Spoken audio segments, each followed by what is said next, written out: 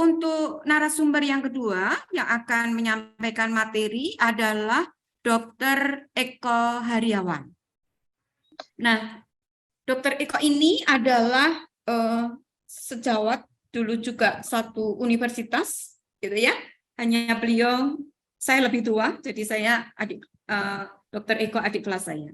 Nah, biodata beliau, Dr. Eko Haryawan ini, beliau adalah bertempat tinggal di Kampung Semawis, M21, Kelurahan Kedung Mundu, Kecamatan Tembalang. Mungkin bisa diperbesar, Mbak Ina ya? Tapi nggak boleh ya? Ya. Kemudian Dr. Eko ini aslinya dari Jepara, kelahiran Jepara 2 Maret 63. Kemudian beliau sebagai NGO. Jadi kalau Bapak Ibu kepingin konsul beliau, wah beliau jago banget gitu ya. Saya juga sering konsul dengan Dr. Eko ini. Kemudian beliau saat ini bekerja sebagai di AIHSP sebagai di Magelang sebagai koordinator.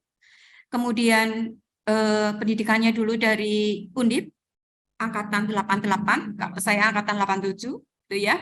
Kemudian kursus-kursus beliau ini semua bahasa Inggris gitu ya. Skill training and drug addiction treatment motivation assessment therapy.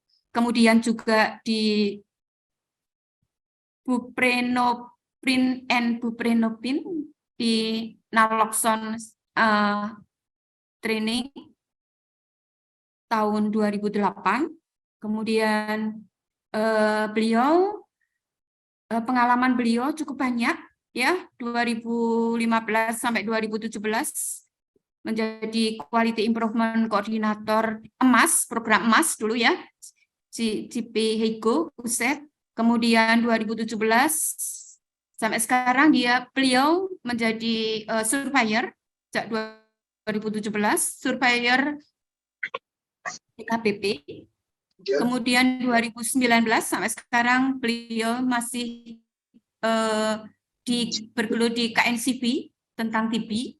Kemudian 2020 sampai 2022 juga di Yayasan KNCB di Jakarta. Dan saat ini beliau sebagai koordinator di AIHSP. Beliau akan menyampaikan, kemudian masih ada lagi ya, di 2008 sampai 2015 sebagai advisor Lembaga Pelapor Perubahan NGO di Semarang. Kemudian 2005 sampai 2007 program manajer di Yayasan Wahana Bakti Sejahtera. Ini juga NGO juga ya. Beliau aktif di PDUI dan juga di ID. Kemudian jelas karena NGO sangat menguasai tentang Microsoft ya, baik Excel, PowerPoint dan sebagainya. Nah, ini beliau pakarnya ini untuk IT-nya. Demikian Bapak Ibu biodata beliau, dan Dr. Eko akan menyampaikan di standar 34 yaitu mengenai standar 34 mengenai pelayanan anestesi lokal di puskesmas, kemudian juga anestesi lokal dan tindakan, dan juga 3.5 tentang pelayanan gizi. Waktu beliau untuk menyampaikan materi adalah 1 jam, jadi ini tepat jam 1, nanti jam 2 selesai pemaparan, dan mohon izin Dr. Eko nanti jam 1.50 saya akan mengingatkan beliau bahwa waktunya tinggal 10 menit. Kemudian nanti jam 14 sampai jam 14.30 kita manfaatkan untuk diskusi. Monggo Dr. Eko, waktu dan layar kami persilahkan. Matur nuwun Bu Dr. Heni, ya beliau ini senior saya dan sudah sering berkecimpung. Kalau tadi dibilang saya ahlinya IT, itu bukan ya, saya dokter biasa, apalagi dokter tua gitu ya, masih kalah dengan anak-anak yang generasi milenial, apalagi yang Gen Z ya. Tapi memang ya kalau Bu Eni itu memang ya sering aja kontak-kontak dengan saya gitu kan. Ya, memang tadi sudah dijelaskan juga saya lebih banyak di NGO ya. Jadi dan sekarang pun masih bekerja di Magelang, jadi sebagai District Coordinator ISP atau Australia Indonesia Health Security Partnership ya, atau kemitraan Indonesia Australia untuk ketahanan kesehatan. Mungkin teman-teman ada yang dari Magelang, ya, Kabupaten Magelang, boleh kalau mau ketemu saya di Dinas Kesehatan ya, saya dikasih kantor oleh Pak Naryo, Pak Kepala Dinas, ada sedikit kamar, satu kamar untuk tempat saya berkantor atau duduk ya, supaya tidak menggelandang di jalan. Demi efisiensi waktu, izinkan saya langsung mulai dan share screen, karena mungkin internet saya seringnya tidak begitu bagus, izin saya stop video saya ya. Jadi ya, mudah-mudahan sudah kelihatan ya. Sudah jelas dong? Jelas Ya, kelihatan. sudah jelas dan suara saya mudah-mudahan juga. Bentar ini. Gimana ini? Oh iya. Ya, tadi tahu-tahu ke halaman yang berbeda. Ya ini, jadi saya tadi seperti disampaikan Bu Dokter ini juga saya kebagian tugas menyampaikan yang 3.4 sampai dengan 3.5 standar akreditasi yang untuk puskesmas ya. Tadi saya lihat ada beberapa teman klinik kayaknya ya, monggo. Iya, ada dok. Ya, tapi saya, tentu standarnya berbeda ya ini karena standar untuk puskesmas.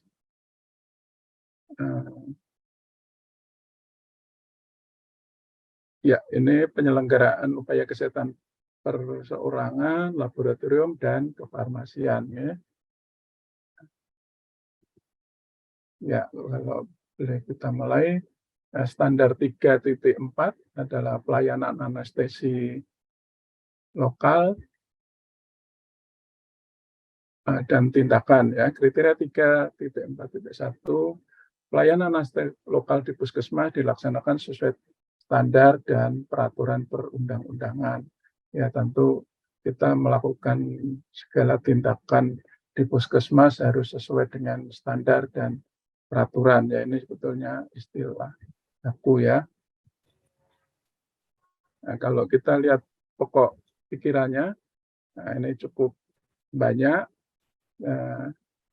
Yang pertama adalah pokok pikiran A dalam pelayanan rawat jalan maupun rawat inap, ya terutama di gawat darurat, gigi, atau KB, kadang-kadang diperlukan tindakan yang membutuhkan anestesi lokal. Sehingga ya tindakan anestesi lokal itu perlu atau harus memenuhi standar atau peraturan perundangan yang berlaku. Ya. Nah, kebijakan dan prosedur tersebut paling tidak ya memuat satu, ya, penyusunan rencana, ya, termasuk identifikasi perbedaan antara dewasa, geriatri, dan anak atau pertimbangan khusus. Ya. Kemudian dokumentasi yang diperlukan untuk dapat bekerja dan berkomunikasi efektif. Persyaratan persetujuan khusus, kualifikasi, kompetensi, dan keterampilan petugas pelaksana, kemudian ketersediaan dan penggunaan peralatan anestesi. 6. Teknik melakukan. Enggak, bapaknya baca. Teknik melakukan anestesi lokal, ya. Kemudian frekuensi dan jenis bantuan resusitasi jika diperlukan. Kemudian tata laksana pemberian bantuan resusitasi yang tepat, tata laksana terhadap komplikasi, dan bantuan hidup dasar. Ya, jadi semua yang kebijakan dan prosedur ini tentunya perlu diperhatikan ya.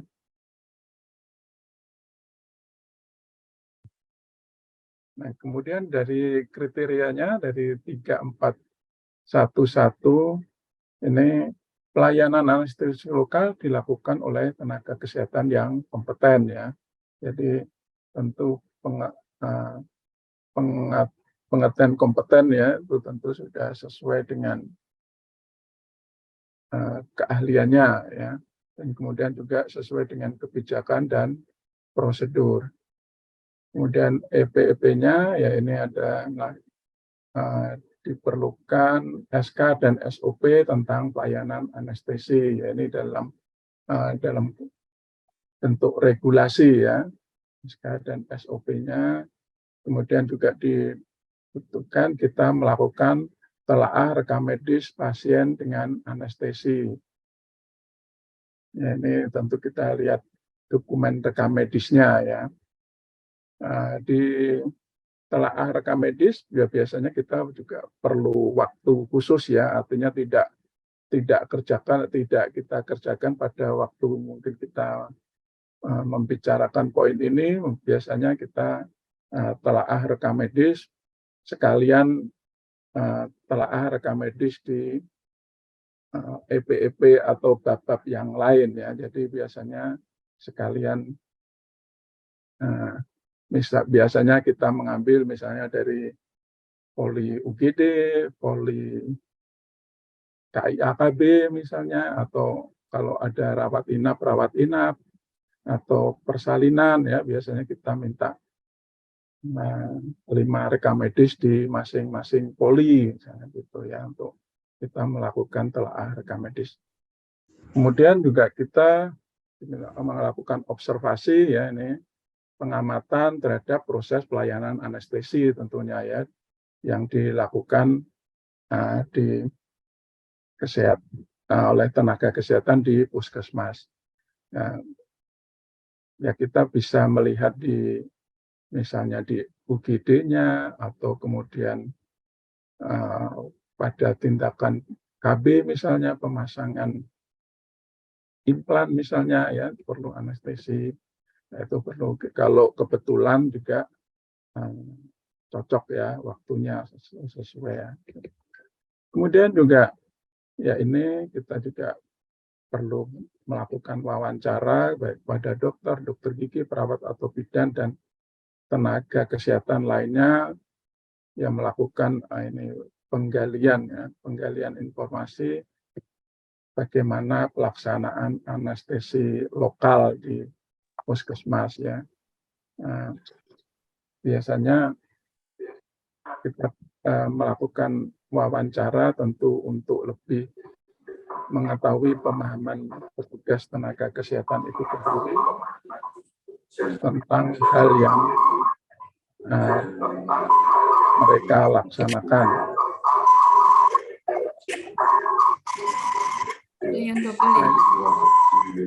Ini kita bisa memberikan contoh tadi ya, dari ya ini kalau teman-teman RDOBS mudah-mudahan sudah paham ya. Jadi R itu regulasi, D dokumen, O observasi, W wawancara, S simulasi. Ya, jadi kita sesuaikan kebutuhan RDOBS-nya itu sesuai dengan petunjuk yang ada di EP-nya itu ya.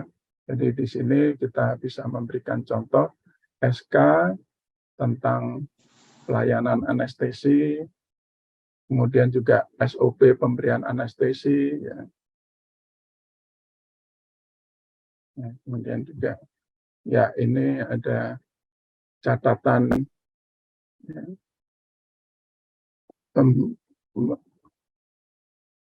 catatan terpadu ya, catatan di rekam medis bagaimana seorang dokter mencatat kegiatan di rekam medis ya.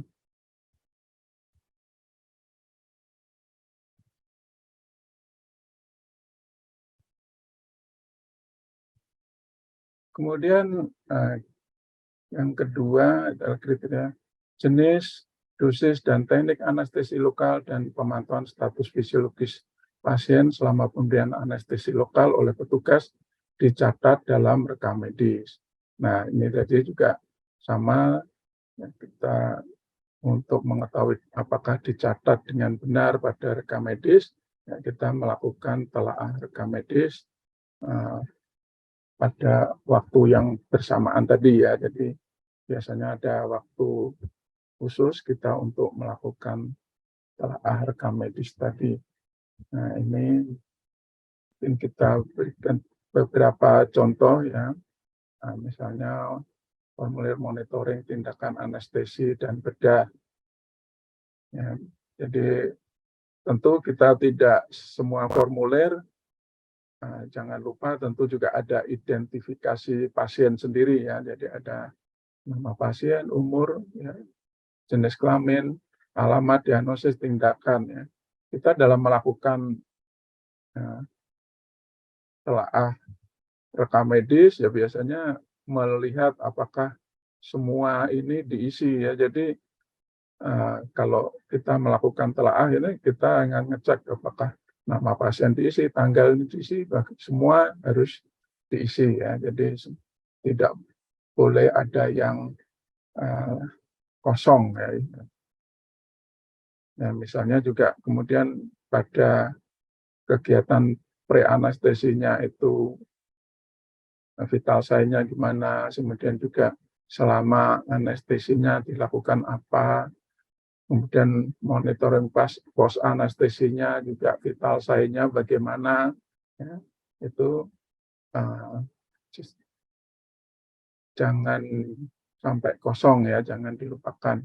Kemudian ya ini juga kegiatannya itu sendiri, ya, silakan diisi. Kemudian juga ya, ini misalnya laporan operasinya, ya, baik misalnya kalau ini misalnya ada luka atau ini dokter umum, ini untuk yang gambar gigi ya ini ya, laporan operasi gigi ya, biasanya di gigi juga ada kode-kodenya tersendiri ya.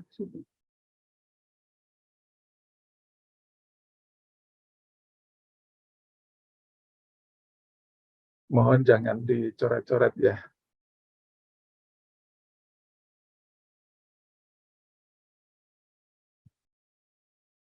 Ya, tadi pelayanan anestesi cukup simpel sebetulnya ya. Jadi kita lanjut. Dokter Eko, itu biar nggak dicoret-coret ditutup dulu, kenapa nggak?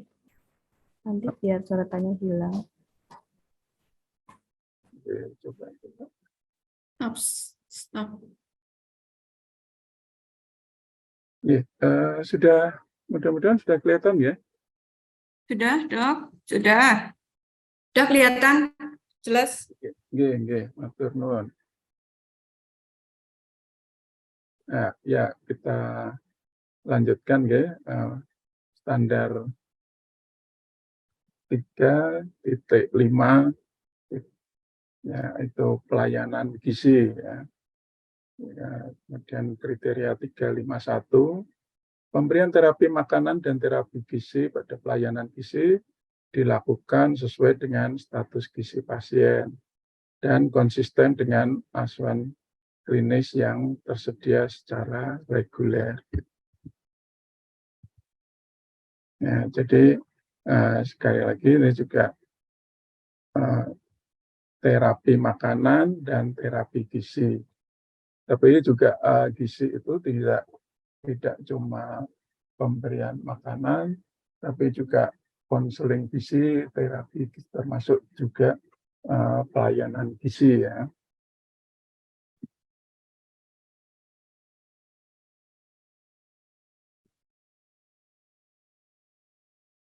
Nah,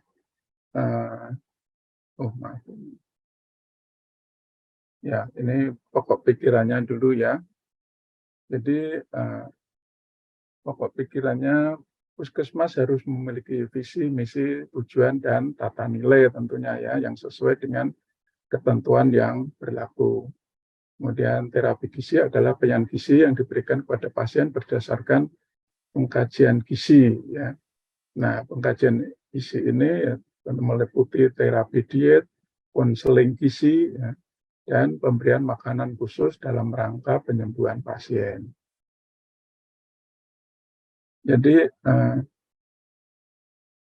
pada puskesmas mungkin yang hanya rawat jalan, tentu pelayanan pemberian makanan tentu tidak ada ya, tapi kegiatan konseling gizi masih bisa dilakukan ya, terutama misalnya pada pasien-pasien penyakit tidak menular ya, yang punya kronik itu misalnya DM, hipertensi ya, tentu memerlukan konseling gizi juga ya, tidak hanya pengobatan medikamentosa, tapi juga memerlukan konseling gizi. Kemudian kondisi kesehatan dan pemulihan pasien juga membutuhkan asupan makanan dan gizi yang memadai, ya, sehingga itu perlu disediakan secara reguler sesuai dengan rencana asuhan, kemudian juga disesuaikan dengan umur, budaya, ya. Misalnya tidak boleh makan sesuatu, ya, itu termasuk mungkin hal yang berhubungan dengan budaya, ya, itu. Kemudian bila dimungkinkan adalah pilihan menu makanan, ya, seperti tadi mungkin sudah disampaikan Bu Dr. Heni, ya, mungkin ada pilih sukanya makan apa misalnya gitu, atau yang tidak suka makan apa, itu mungkin bisa dipakai acuannya. Kemudian pasien berperan serta dalam perencanaan dan seleksi makanan. Ya, pengertian berperan serta tentunya ikut itu tadi ya, ikut menyampaikan apa yang keluhan itu yang disukai atau tidak disukainya, ya. Kemudian pemesanan dan pemberian makanan disesuaikan dengan status gizi dan kebutuhan pasien. Penyediaan makan, bahan, penyiapan dan penyimpanan serta penanganan makanan harus dimonitor ya, untuk memastikan keamanan serta sesuai dengan peraturan perundangan dan praktek yang terkini. Ya. Kemudian juga resiko kontaminasi dan pembusukan diminimalkan ya tentunya. Jadi kegiatan-kegiatan penyediaan makanan ya, dari bahan mentahnya, kemudian setelah diolah, setelah menjadi bahan masak, bagaimana penyimpanannya, ya, itu semua harus dikontrol ya, sesuai dengan aturan. Beberapa puskesmas biasanya untuk penyediaan makanan ini lebih sering dikontrakkan pada pihak ketiga ya. Sebetulnya boleh-boleh saja selama kemudian dalam kegiatannya itu masih tetap diawasi oleh tenaga gizi puskesmas ya. Bagaimana menyediakan, bagaimana memasaknya, bagaimana kemudian menyimpannya, ya itu sudah diberikan aturan ya dalam kontrak yang ada antara vendor makanan itu atau warung misalnya dengan puskesmas ya. Jadi boleh saja di pihak ketiga kan, tapi harapannya tetap dalam pengawasan puskesmas. Kemudian yang pokok pikiran yang setiap pasien harus mengkonsumsi makanan sesuai dengan standar angka kecukupan gizi. Ya, ini tentu juga butuh ya, ahli gizi memperkirakan ya dari berat badannya, aktivitasnya gitu ya. Jadi akan dihitung kemudian berapa kalori yang dibutuhkan oleh pasien ini. Ya. Kemudian pokok pikiran F, ya angka kecukupan gizi adalah suatu nilai acuan kecukupan rata-rata zat gizi setiap hari bagi semua orang menurut golongan, umur, jenis kelamin, ukuran tubuh, aktivitas fisik. Ya ini tadi ya, jadi setiap orang sesuai dengan umur, berat badan, ya ini memerlukan kecukupan gizi. Biasanya ini sudah dibentuk dalam suatu tabel, kita bisa mengikuti angka-angka yang tertera dalam angka kecukupan gizi tersebut. Kemudian yang G, ya, terapi gizi pada pelayan gizi kepada pasien dengan risiko gangguan gizi di puskesmas diberikan secara reguler ya, dengan rencana asuhan berdasarkan hasil penilaian status gizi dan kebutuhan pasien yang sesuai dengan proses asuhan gizi terstandar yang tercantum dalam pedoman pelayan gizi tentunya ya. Jadi terutama pasien-pasien yang membutuhkan terapi gizi pada gangguan gizi, ya ini perlu diperhatikan lebih sesuai lagi ya. Kemudian terapi gizi pelayan gizi pada pasien rawat inap harus dicatat dan didokumentasikan dalam rekam medis ya. Ya tentu apapun yang kita lakukan dalam pelayanan baik pelayanan gizi maupun pelayanan kesehatan lainnya tentu memang harus dilakukan pencatatan pada rekam medis ya. Jadi mungkin teman-teman juga sudah ingat, biasanya kalau di akreditasi kita selalu mengingatkan ya, ditulis apa yang dikerjakan dan dikerjakan apa yang ditulis ya. Jadi semua kegiatan kita harus dicatat ya, dan didokumentasikan dengan baik ya. Kemudian ini, keluarga pasien juga dapat berpartisipasi dalam penyediaan makanan bila makanan sesuai dan konsisten dengan kajian kebutuhan pasien. Dan tentunya juga sepengetahuan oleh petugas kesehatan ya, supaya makanan atau diet yang diberikan masih sesuai dengan kondisi pasien dan kondisi penyakit pasien. Ya. Mungkin kalau dibutuhkan misalnya diet rendah garam, ya tentu harus disediakan makanan yang rendah garam ya. Keluarga harus diberitahu atau diberikan edukasi hal-hal yang dibutuhkan ya. Atau misalnya butuh diet tinggi kalori, tinggi protein, ya tentu sebisa mungkin proteinnya terpenuhi. Demikian itu tadi pokok-pokok pikiran dari rencana asuhan gizi. Nah, kemudian dari elemen penilaiannya ini ada kriteria 35131 ya. Rencana asuhan gizi disusun berdasarkan kajian kebutuhan gizi pada pasien ya, sesuai dengan kondisi kesehatan dan kebutuhan pasien. Ya, ini dibutuhkan regulasi SOP konseling gizi, SOP kajian kebutuhan pasien, kemudian juga dilakukan dokumentasi hasil konseling gizi kepada pasien, kemudian juga hasil kajian kebutuhan gizi pada pasien. Ya. Jadi ini yang pertama ini adalah hasil konselingnya, Kemudian ini adalah kebutuhan gizinya ya.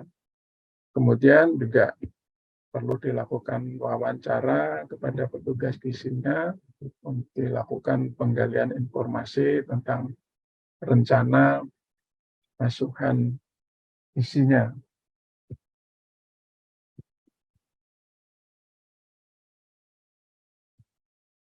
Nah, ini beberapa contoh ya, ada seperti tadi SOP konseling gizinya, misalnya SOP asuhan gizi ya. Kemudian tentang SOP ini sendiri mudah-mudahan di waktu admin mungkin sudah dijelaskan ya bagaimana menuliskan atau membuat suatu SOP ya. Jadi semua juga harus misalnya apakah ini sudah SOP revisi ya, kemudian pendokumentasiannya ya. Kemudian juga harus ada pengertian, tujuan, kebijakan ya. Kebijakan ini tentu adalah regulasi yang mendasari dari SOP ini ya. Kemudian ya kalau tujuan biasanya diawali dengan kalimat ya sebagai acuan ya, acuan apa penerapan atau acuan apa ya. Jadi SOP ini sebagai acuan ya. Mudah-mudahan sudah kemarin sudah ada ya untuk penjelasan tentang SOP.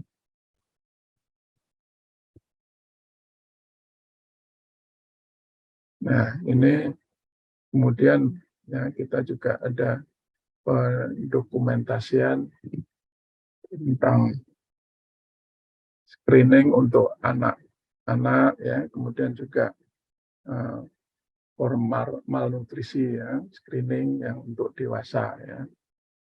Jadi ini beberapa contoh yang bisa dipakai oleh teman-teman untuk acuan ya, sebagai dokumen di puskesmas Bapak Ibu sekalian ya.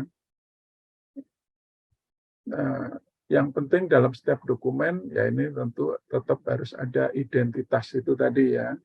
Ada nama misalnya, jenis kelamin, tanggal lahir, ya. Kemudian juga yang penanggung jawab atau pencatat pelaporan itu sendiri.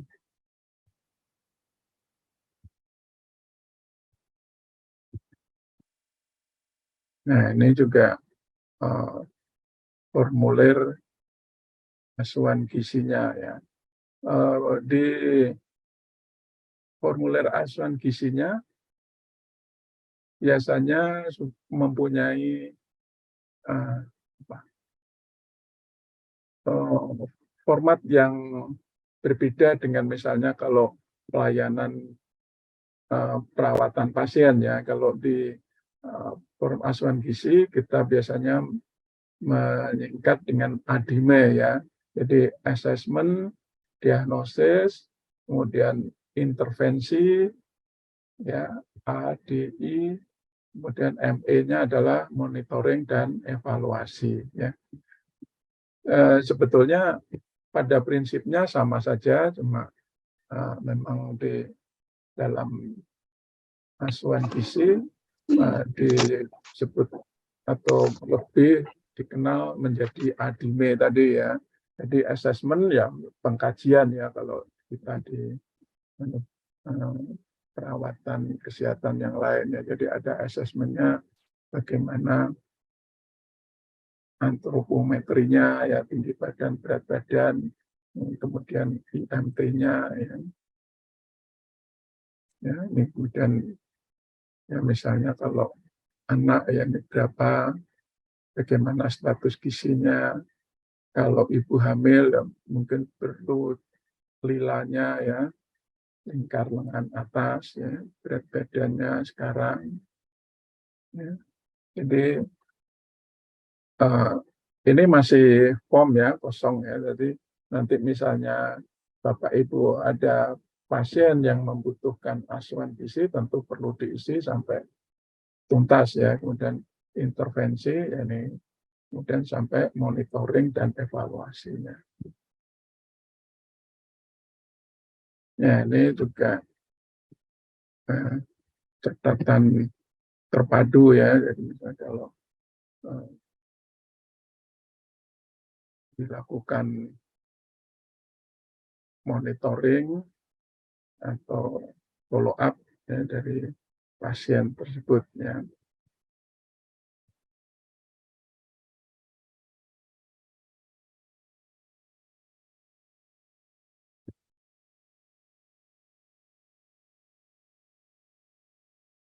Nah, kemudian elemen penilaian yang selanjutnya yang dengan kriteria 3.5.1.2 ini makanan disiapkan dan disimpan dengan cara yang baku ya, untuk mengurangi resiko kontaminasi dan pembusukan.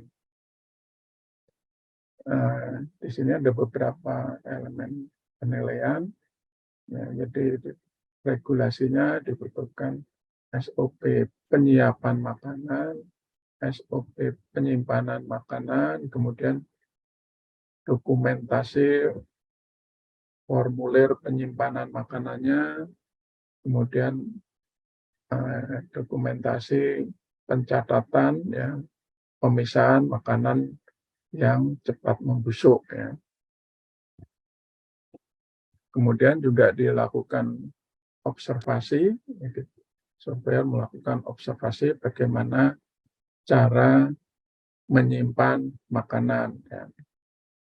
Nah, cuma memang kadang-kadang seperti tadi disampaikan bahwa puskesmas mungkin kontrak dengan pihak ketiga, biasanya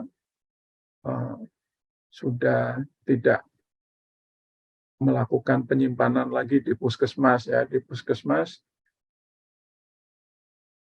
sudah tinggal datang kemudian disajikan ya. Tapi ini bisa ditanyakan kepada ahli gizinya, misalnya bagaimana kita kemudian atau petugas gizi itu mengawasi vendornya itu tentang cara penyimpanan makanannya. Kemudian juga ya ini juga wawancara tadi ya, penggalian informasi tentang menyimpan makanan. Jadi makanan ini yang disimpan ini perlu dilakukan tindakan-tindakan yang sesuai dengan SOP-nya. Nah, ini bisa kita lihat beberapa SOP penyiapan makanan, misalnya dan distribusi, kemudian juga SOP penyimpanan makanan, ya.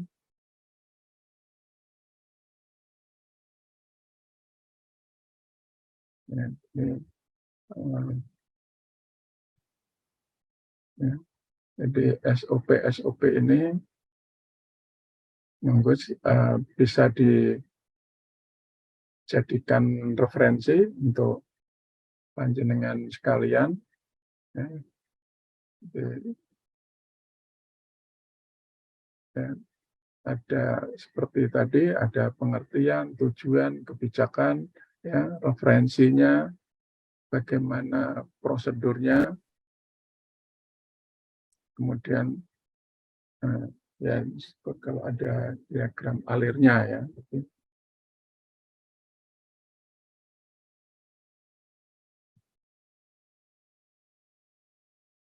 Kemudian kita lanjutkan ya, ini tadi beberapa dokumen. Nah, kemudian yang kriteria 3.5.1.3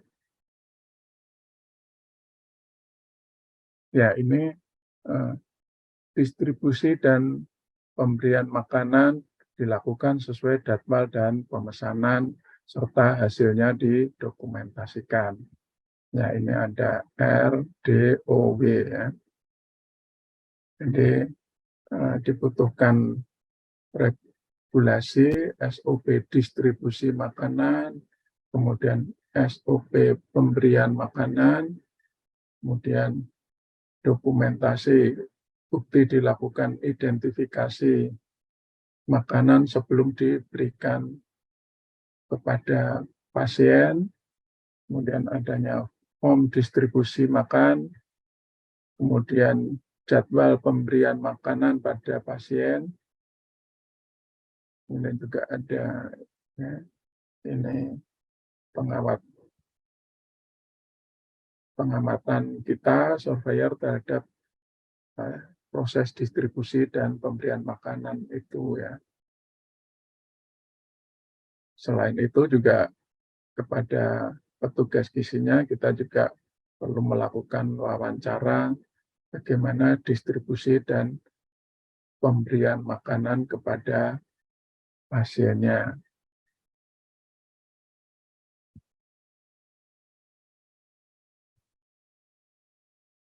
Nah, ini beberapa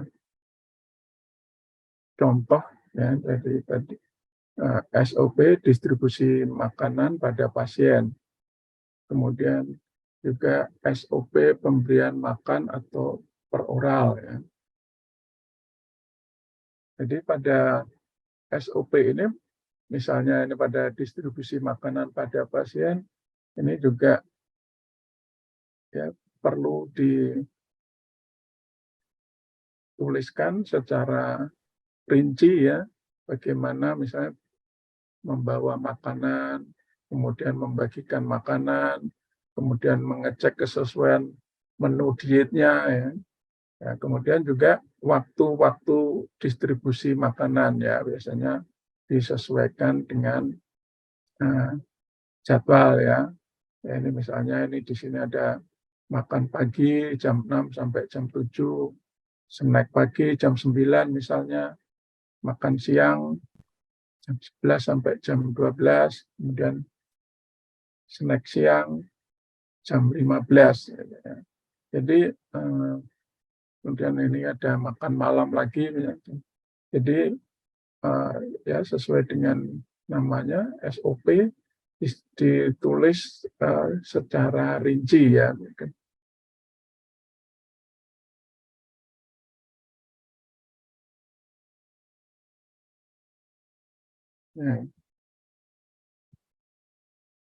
Ya, ini juga monggo silakan bisa dipakai ya sebagai contoh atau acuan teman-teman puskesmas untuk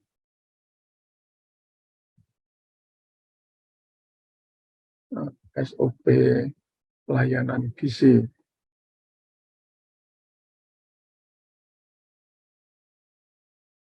Nah, ini misalnya juga tadi ya seperti itu, punya daftar jadwal pelaksanaan distribusi makanan pasien. Kemudian ya, puskesmas mana misalnya ya ini.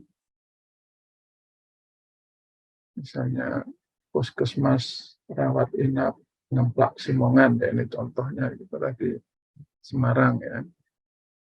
Ya jadi distribusi makan pagi jam sekian, snack pagi jam sekian ya ini tadi. Kemudian ada penanggung jawab gizi ya jadi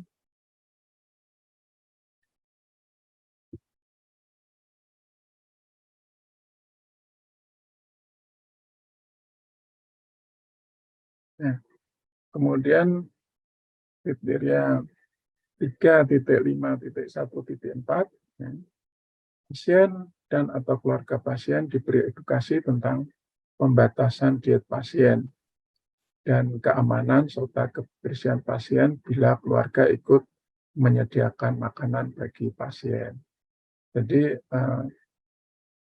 kita juga perlu memberikan edukasi tentang kesehatan dan keamanan ya, makanan ya, untuk pasien maupun untuk keluarga itu sendiri.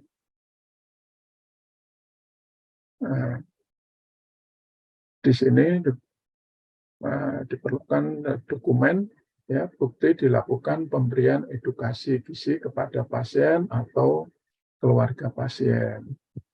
Jika keluarga ikut menyediakan makanan tentunya ya.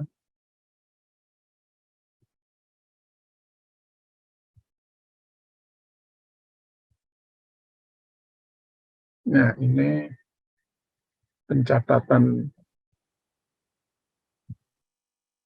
pemberian edukasi ya. Jadi ini jadi catat juga. Ya. Perlu dicatat dalam catatan terpadu ya. Ya, jadi ini contoh asuhan gizinya secara lengkap yang sudah diisi ya. Jadi ada pertama tentu asesmennya. Ya, ini pada di sini contohnya misalnya pada anak ya, kemudian gambarnya kurang jelas. Gimana suaranya kurang jelas? Halo? Gambarnya Jelas, Dok. Oh, iya, iya. Oh, gambar. Ya, mohon maaf. Mungkin memang kita hasil foto, tapi yang mudah-mudahan masih tetap bisa terbaca sih nanti kalau di filenya coba ya. Memang ini. Oke. Jadi ini kemudian juga kita lanjutkan ya.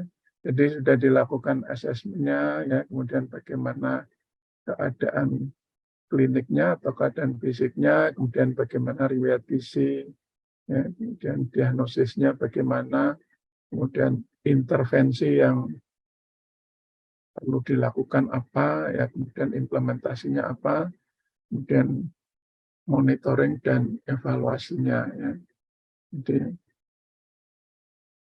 mungkin untuk teman-teman yang memang ahli gizi tentu sudah cukup memahami ya, tapi memang kalau teman yang lain mungkin kurang memahami ya. Jadi mudah-mudahan untuk teman-teman yang berkecimpung di gizi ini cukup paham ya.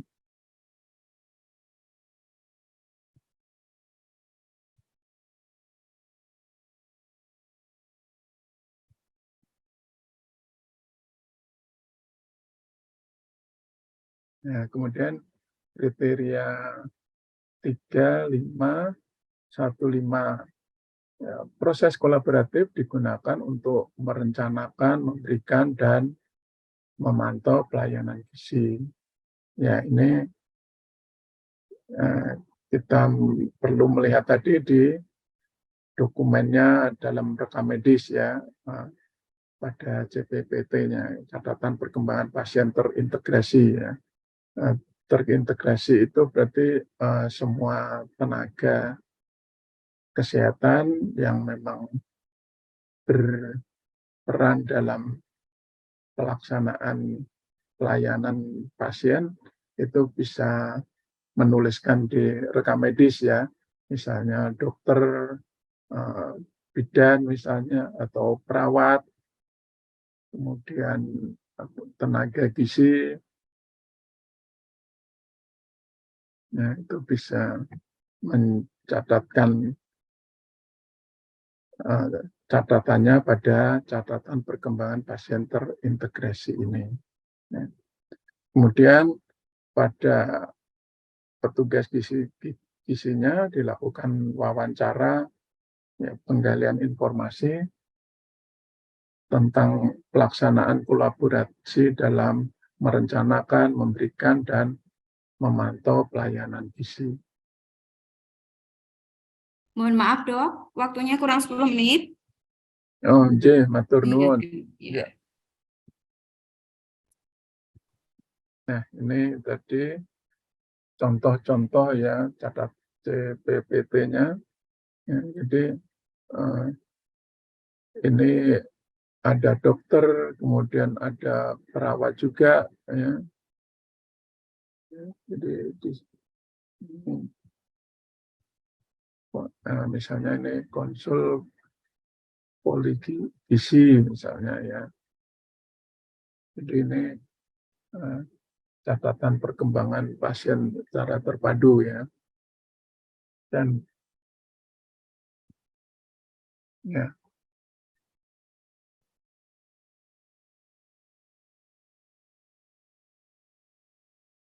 ini juga ada dokter gigi misalnya ya. Jadi semua tenaga kesehatan yang merawat pasien yaitu mencatat atau menulisnya di catatan perkembangan pasien terintegrasi ini.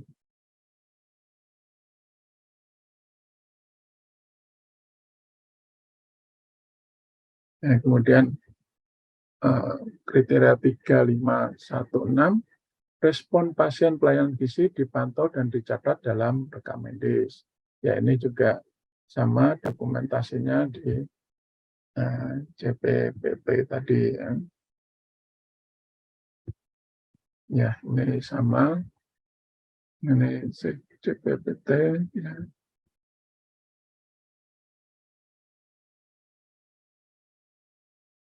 Ya, ini assessment isinya sendiri ya. Jadi assessment biasanya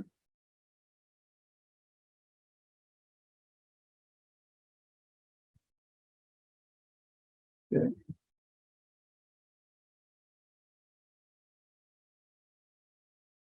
Jadi di sini ada perawat, ada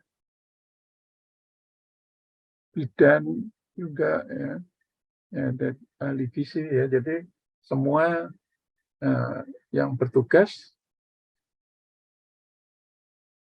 melayani pasien itu maka perlu mencatat di dalam catatan perkembangan pasien terintegrasi itu ya. Jadi ya, demikian yang bisa saya sampaikan. Izin stop share. Terima kasih ya Dokter Eko. Jadi ini pertanyaannya sangat banyak dokter. Kita buka dulu yang dari chat room. Mungkin Mbak Inayah untuk di-share-kan atau saya bisa di-share Mbak Inayah? Oh, Bu Eka, ya. Oh, nggih, matur nuwun dibantu. Iya, sudah dibantu. Jadi yang raise hand sambil nunggu selesai Mbak Inayah, ini ada yang raise hand Puskesmas Kuadang dari Gorontalo nih. Monggo. Iya, ya Bu. Izin Bu. Iya, monggo. Assalamualaikum warahmatullahi wabarakatuh. Waalaikumsalam. Waalaikumsalam. Izin bertanya, Pak. Oke, silakan. Kami kan puskesmas rawat inap. Kendalanya di sini kan puskesmas rawat inap, tapi tidak memiliki instalasi gizi. Itu bagaimana ya dokter? Masalahnya kan kalau untuk distribusi makanan, kami harus memiliki ruang instalasi gizi untuk pendistribusian makanan. Apakah kami harus mengadakan dokumen-dokumen yang seperti tadi dipaparkan atau bagaimana, dokter? Iya. Masalahnya di puskesmas kami kan puskesmas rawat inap, tapi di puskesmas rawat inapnya kami tidak memiliki ruang instalasi gizi untuk pendistribusian makanan pasien. Jadi pasiennya itu membawa makanan dari rumahnya masing-masing. Sementara untuk petugas gizinya itu kami memberikan edukasi kepada pasien. Seperti itu. Baik. Apakah kami harus menyediakan dokumen seperti SOP pendistribusian makanan, penyajian makanan, tapi kan kami posisinya bukan di rumah sakit dan tidak memiliki fasilitas lainnya. Terima kasih. Terima kasih atas pertanyaannya. Jadi pengertian tidak mempunyai instalasi gizi itu sama sekali tidak ada ruangan gitu, atau petugasnya juga tidak ada, petugas gizinya juga tidak ada. Gizinya ada, Dok. Petugasnya ada dokter, cuman untuk ruang instalasi untuk memasak makanan ke pasien itu maksudnya tidak ada ruangannya, ruang khusus seperti itu. Oh ya saya Dan mungkin itu kan kalau begitu kan membutuhkan anggaran seperti di rumah sakit. ya sepertinya saya cukup memahami. Jadi petugasnya ada ya, jadi petugas gizinya ada. Kemudian ini posisinya rawat inap. Seperti tadi kami jelaskan, sebetulnya misalnya kerjasama dengan pihak ketiga itu tadi kan bisa, jadi tinggal di puskesmas mendistribusikan saja, atau kalau tadi memang kebijaksanaannya adalah memang makanan disediakan oleh keluarga, ya memang aturan artinya kebijakan dari puskesmas itu memang menyebutkan demikian, sebetulnya ya tentu dari pihak gizi itu juga perlu membuat atau memberikan pendampingan bagaimana keluarga itu menyiapkan makanannya. Ya, jadi di poin-poin pokok pikiran tadi kan juga keluarga bisa berperan serta dalam penyediaan makanannya. Nah, bagaimana kemudian dengan SOP-nya? Ya memang SOP sekali lagi itu adalah disesuaikan dengan kondisi puskesmas itu sendiri dan saat itu sendiri. Jadi artinya memang kalau misalnya pun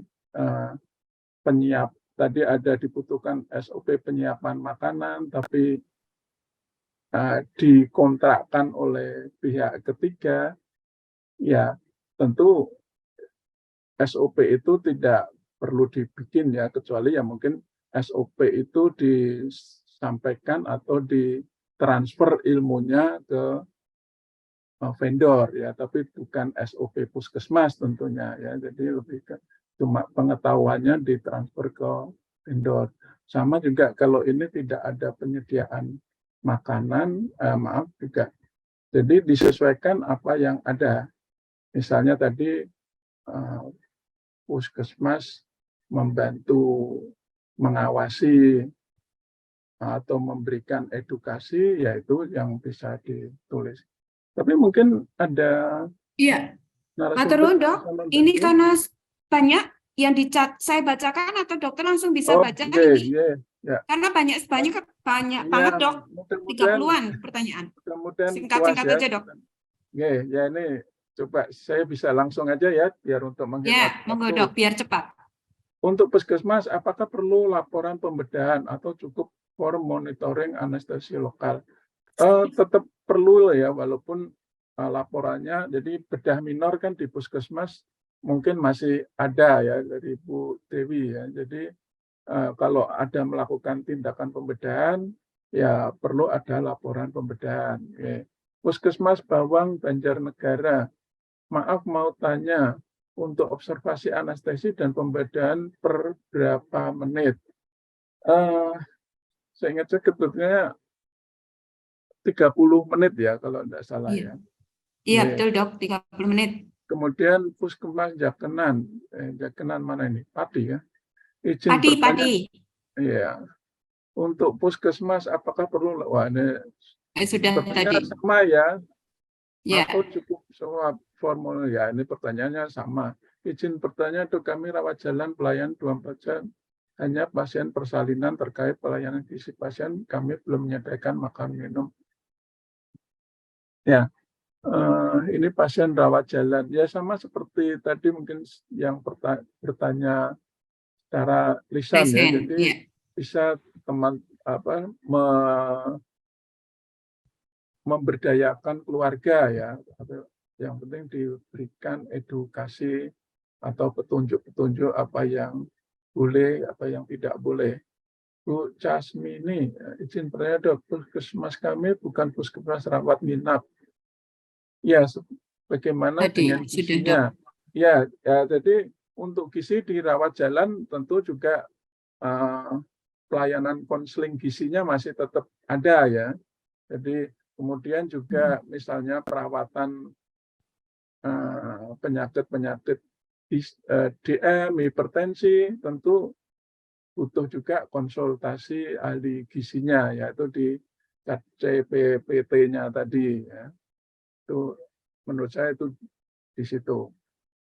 Puskesmas Bawang lagi, izin bertanya, puskesmas kami dengan rawat inap bersalin untuk elemen penilaian yang terkait mana saja.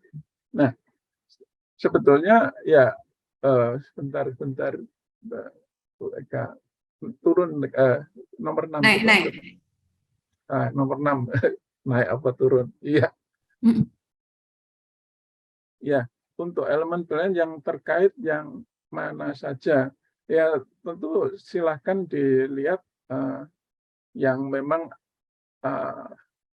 apa istilahnya berhubungan dengan puskesmas itu atau yang dilakukan dengan puskesmas itu ya. Karena kalau memang tidak dilakukan atau tidak bisa dilakukan, kami biasanya juga menilai tidak dapat dinilai misalnya ya. Untuk telaah rekam medis, misal di poligigi dan kita sudah pakai form monitoring selama tindakan sebelum, setelah anestesi, dan yang saya tanyakan apakah setelah mengisi form monitoring masih harus tertulis di lembar rekam medis. Oh ya, sebetulnya pengertian rekam medis itu ya termasuk form-form ini ya. Jadi Monitoring, ya. form monitoring, form apa ya, itu Inform semua consent. yang namanya ya rekam medis ya itu tadi ya. Jadi kalau mungkin pengertiannya rekam medis itu assessment awal atau CPPT ya itu. Jadi pengertian rekam medis itu ya semua form yang berhubungan ya dengan bahkan persetujuan pun itu termasuk ya form.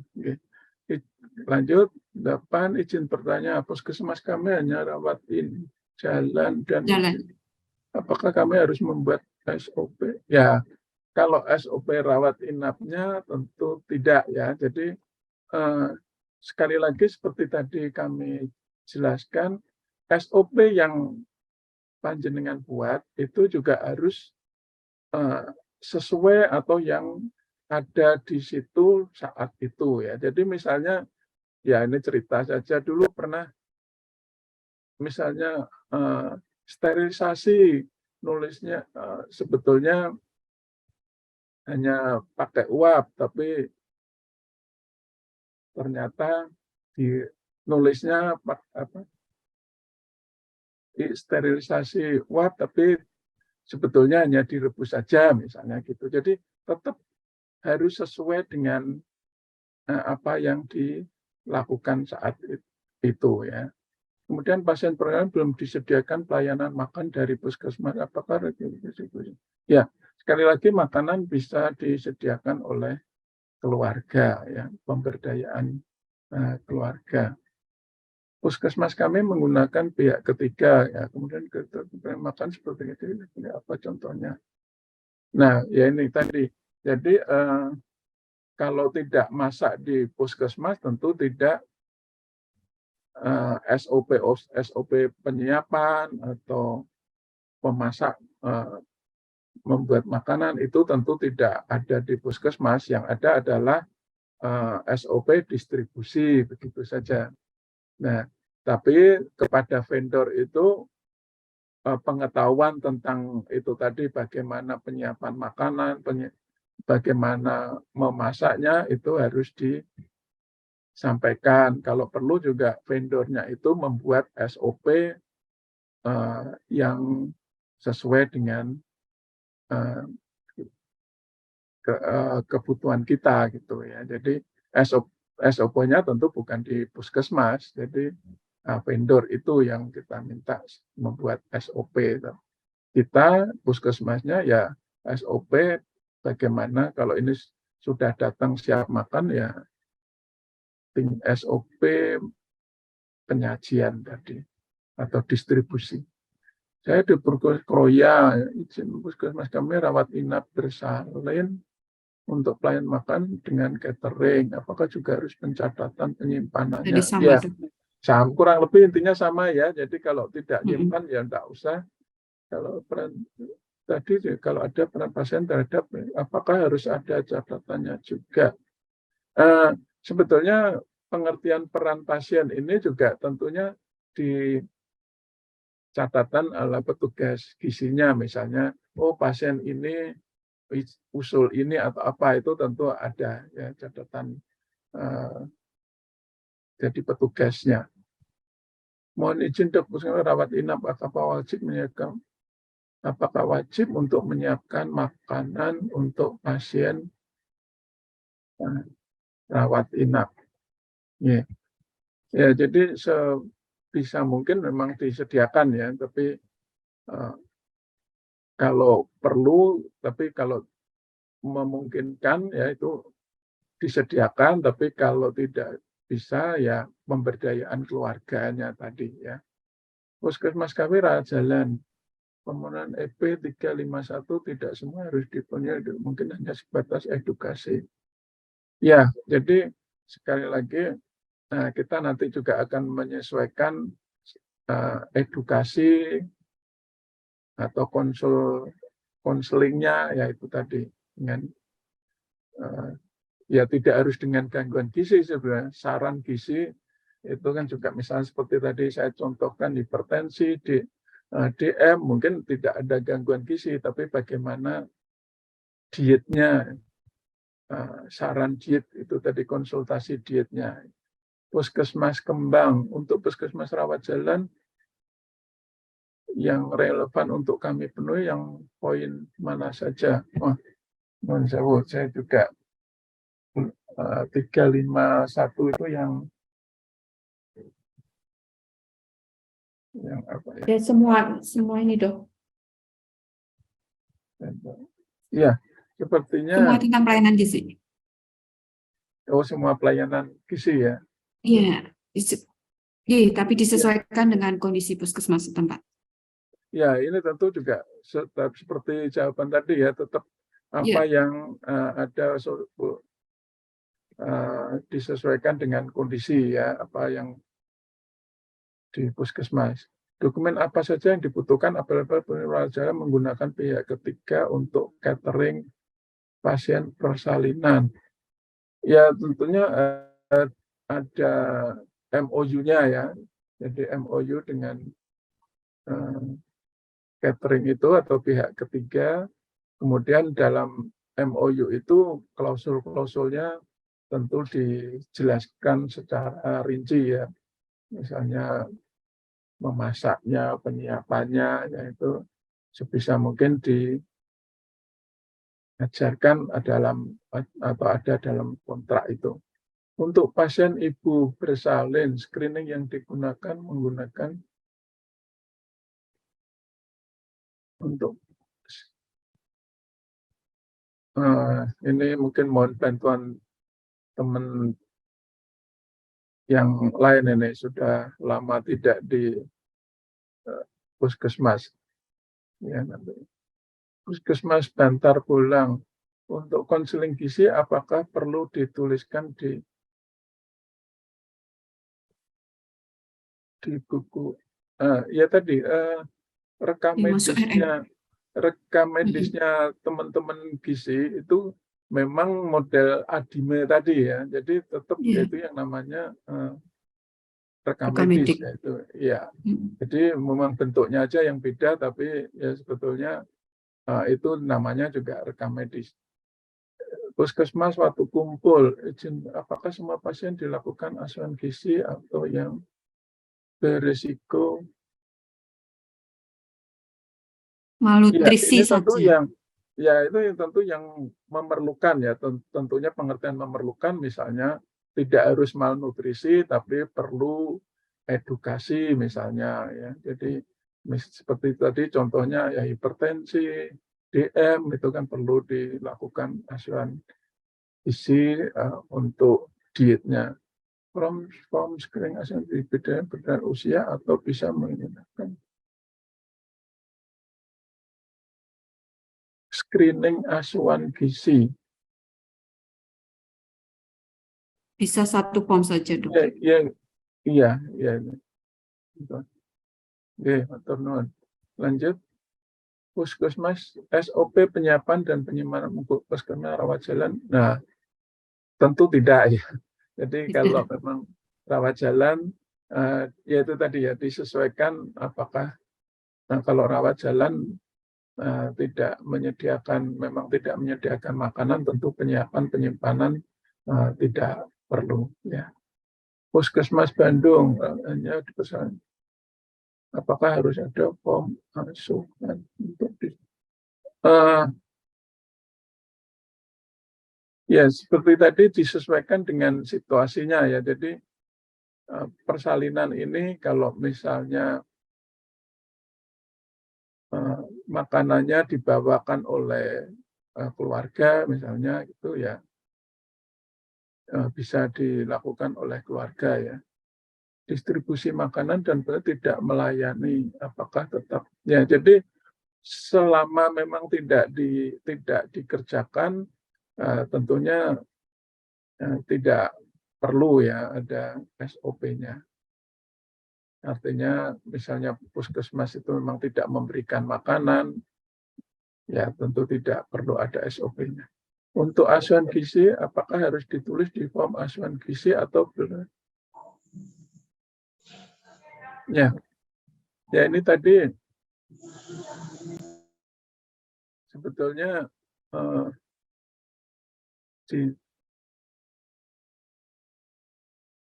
di asuhan gizi ini juga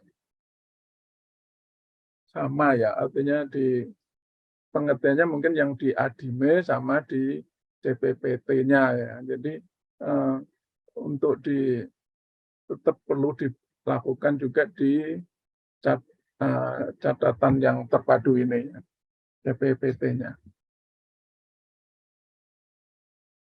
Kemudian Pecangaan Jepara. Apakah setiap pasien rawat inap harus dikonsulkan ke petugas gizi? Kalau memang punya pasien, ini untuk khusus pasien rawat inap, tentu kalau menyediakan makanan tentunya ya, jadi harus dikonsultasi atau ditangani oleh petugas gizi tentunya ya. Ini masih mohon maaf agak rancu ya ini ya. Jadi mestinya kalau rawat inap dan puskesmas itu menyediakan makanan, tentu petugas gizinya akan menanyai pasien tersebut kan, dari sekali lagi tadi dari harus perlu di asesmen berapa berat badannya, apa kebutuhannya gitu. Jadi nanti akan dihitung kalorinya misalnya gitu. Mudah-mudahan ini menjawab ya. Untuk puskesmas rawat jalan khususnya untuk persalinan dalam penerima makanan dengan catering, apakah harus tercatat di RM? Sudah ya, Dok. Kalau ini sudah ya tadi ya. Puskesmas untuk form asesmen gizi apa bersama saya? Ya, ini sekali lagi untuk gizi ya ini tadi lebih ke konseling gizinya ya. Nah, konseling gizi tetap juga harus di assessment. Jadi pengertian assessment itu kan pengkajian. Nah, sekarang sebetulnya jadi konseling itu tetap sebelum kita melakukan konseling ya kita lengkap ada assessment dulu, kemudian apa diagnosis kita, kemudian apa intervensi kita ya. Jadi pengertiannya begitu ya. Jadi konseling pun butuh lengkap ya, ada asesmen. Untuk pasien rawat jalan kolaboratif dengan konseling gizi, apakah cadang ini bisa dicek? Kita harus di asuhan gizi. Nah ini ya bisa di ini tadi ya, di CPPT tadi ya, atau catat asuhan gizi hanya untuk sekali lagi rawat jalan pun asuhan gizi tetap ada ya kalau memang seperti tadi memang membutuhkan ya. Jadi penyakit kronis ya yang hipertensi jantung misalnya atau DM, puskesmas keliling. Apakah konsul gizi pada bagian laut dilakukan tiap hari misalnya hasil laboratorium atau keadaan umum pasien? Kalau pasien rawat inap tentunya juga setiap hari itu pengertiannya konsul gizi. Ya, sebetulnya kan asesmen itu dilakukan asesmen dulu, kemudian monitoringnya, nah gitu kan ya. Jadi asesmen, diagnosis, gitu. Jadi tentu pengertiannya ya konsulnya mungkin pengertiannya tetap tiap hari dimonitor, itu tadi monitor dan evaluasi. Bagaimana jika puskesmas tidak memiliki rawat inap, tetapi ada persalinan 20? Apakah harus tetap menyediakan ya ini sekali lagi kalau makanannya tidak disediakan ya tidak. Tadi mungkin sudah sama ya pertanyaan ini ya. Sama yang tadi sudah, Dok. Ya. Untuk observasi anestesia apakah mulai dari 5 menit 15:30 ya, setahu saya 30 langsung ya, atau mungkin ada monggo. Untuk EP, untuk sop penyimpanan makanan yang dimaksud makanan di EP akan makanan untuk pasien yang siap didistribusikan atau bahan makanan. Oh ya, kalau ini makanan yang siap didistribusikan ya. Kalau ada lagi kayaknya bahan makanan gitu ya bahasanya ya. Jadi kalau makanan yang mohon maaf saya juga tidak hafal EP-nya satu persatu, tapi pengertiannya kalau penyimpanan makanan adalah makanan yang sudah jadi tinggal disiapkan. Oke, lanjut. 29. Oh, ya cukup habis. Cukup ya. Cukup, Dok. Oke. Matur nuwun. Mungkin ini masih ada waktu 15 menit. Apakah Bapak Ibu ada yang masih diperlukan ada pertanyaan lagi atau ada yang raise hand? Atau cukup Bapak Ibu? Jadi kayaknya tadi dari pertanyaan Bapak Ibu yang terbanyak adalah mengenai pertanyaan mengenai pelayanan gizi gitu ya. Terutama poinnya adalah pelayanan gizi bagi puskesmas yang tidak menyediakan makanan atau puskesmas rawat jalan yang juga membuka persalinan. Tadi sudah banyak dijelaskan oleh Dr. Eko hal-hal apa yang harus dipersiapkan Bapak Ibu. Yang penting adalah Bapak Ibu kuncinya adalah apa yang Anda kerjakan, tulis apa yang Anda kerjakan dan kerjakan apa yang ditulis. Itu ya Bapak Ibu. Jadi tidak perlu mengada-ada. Dan EP-nya sudah sangat jelas, kemudian telusurnya nanti oleh surveyor juga sudah sangat jelas, mana yang harus disiapkan regulasi, dokumentasi, wawancara, dan sebagainya. Dan untuk pertanyaan yang tentang pelayanan anestesi dan tindakan, kayaknya hanya sebagian kecil, ya. Yang lain adalah tentang gizi. Masih ada waktu, Bapak Ibu, saya tunggu. Atau sudah cukup, kita berganti pada materi yang lain. Nuwun sewu, Bu. Ini ada puskesmas Pangandaran ini yang present. Oh iya, monggo. Ya, baik, terima kasih Ibu. Sebelumnya Ya. saya dari Puskesmas Kebandaran sebagai petugas gizi izin bertanya, mungkin meluruskan ya Ibu karena mungkin masih sedikit bingung. Untuk kami kan memang disarankan untuk mengisi asuhan gizi formulir sendiri nggih sesuai dengan ADIME.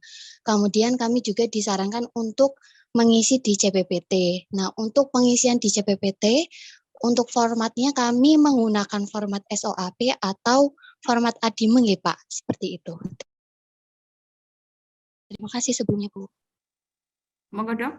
Nggih, terima kasih. Jadi memang teman-teman gizi itu kan memang sudah mempunyai format atau urutan baku ADIME. Jadi ya monggo disilahkan menggunakan format ADIME itu. Soal kertasnya kemudian di CPPT, ya itu kan hanya biar bersama dengan teman-teman yang lain. Tapi format atau urut-urutannya ya monggo pakai ADIME. Sebetulnya kalau dipikir-pikir ya SOAP itu dengan ADIME ya sama-sama aja. Nggih, mungkin demikian. Ya, ya, mungkin biar adil tetap biar ada misalnya nanti form ADIME-nya hilang, yang penting di CTTP sudah ditulis konsultasi gizi sudah dilakukan di form ADIME misalnya. Jadi keterlibatan petugas gizi mungkin sangat bisa dimonitor di catatan CPPT tadi. Gitu ya, Dok? Nggih, nggih, enggak. Ya. Ye. Mungkin ada lagi Bapak Ibu? Sudah sangat jelas untuk kriteria 3.4, 3.4.1 dan 3.5.1. Tadi sudah banyak diulas, Bapak Ibu. Saya yakin Bapak Ibu sudah sangat paham tentang hal ini. Yang penting adalah konsisten Bapak Ibu untuk tetap melengkapi di catatan yang harus dilakukan. Dan tetap harus dimonitor mana yang harus dilakukan monitoring. Untuk itu terima kasih Dr. Eko atas paparannya. Terima kasih sudah banyak memberikan pemahaman dan secara gamblang memberikan penjelasan tentang penyusunan dokumen di 3.4 dan 3.5. Terima kasih dokter atas bimbingannya. Tetap misalnya nanti ada Bapak Ibu yang masih belum jelas, kepingin japri Dokter Eko, diperbolehkan ya dok? Yes, siap. Semoga tetap diperbolehkan. Mungkin kayaknya kepental ya. Enggak, masih, nggih. Halo.